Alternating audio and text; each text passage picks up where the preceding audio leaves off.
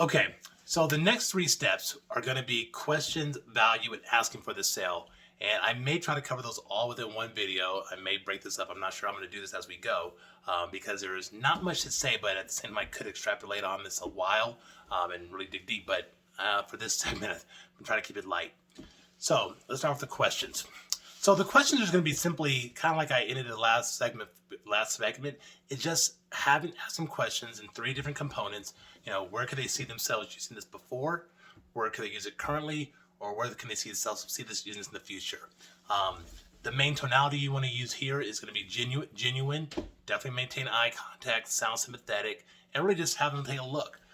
No matter what they say, as far as where they would use it, you're going to agree. So you know what? That's a great use. I think if I had a business like yours, I would use it there too. If you had this service, how many people would you want to have access here to the membership?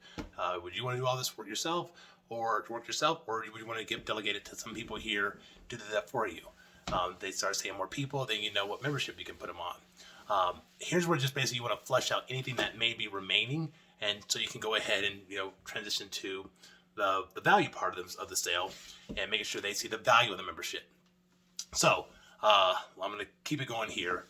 So this is a really important question to ask before you ask for the sale, and that is, you just want to ask them, do you see the value? So based on everything I share with you, do you see the value of the membership?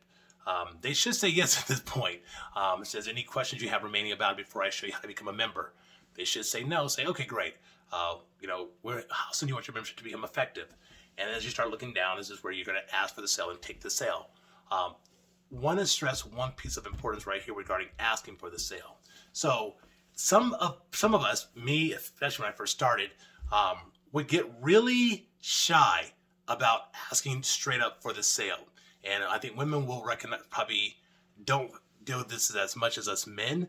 Men, I think this is a problem for us. But regardless, there's something about being confident in asking for the membership that if you're not confident asking for the sale, what it actually communicates to the buyer is that what you're selling, you don't believe in, and it's not as good as you say. Conversely, the more confident you ask for the sale and deliberately, the more you're really this is the final crucial point of we're doing business because my stuff rocks.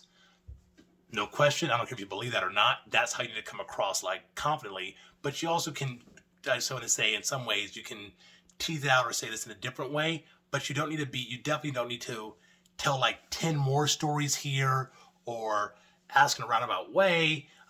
You're going to ask in a very respectable way, but you don't want to. I think probably the worst thing you can do right now is talk too much, like I'm doing now. So you just want to say okay, does the membership make sense? See the value for yourself? How many people you want to start using it? When you want to begin? What's your address? Things like that. That's assuming the sale. You can say it a different way. Do you see the value of the membership? Great. Let's get you started. Something like that. Very assumptive. But the worst thing to do, when I first started, was just tell additional stories at this point. Horrific. It just then they're like, why didn't this guy just ask me for my sale? Or women might say this why didn't this guy just ask me for my number? The more you talk and not just straight up, the more I'm lacking in you and what your company represents. So get to the point. If you have to practice in the mirror, this part of the process, do it. But anyway, that is the questions, value, and asking for the sale. That's how you do it. All right.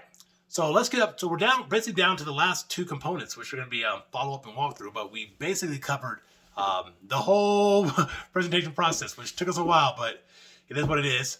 A lot of little steps there, but when you are able to see them one by one, hopefully makes it a little bit easier to move confidently forward in selling our small business services and even our group services. So when we come back, I'll go over to the follow-up and then the walkthrough.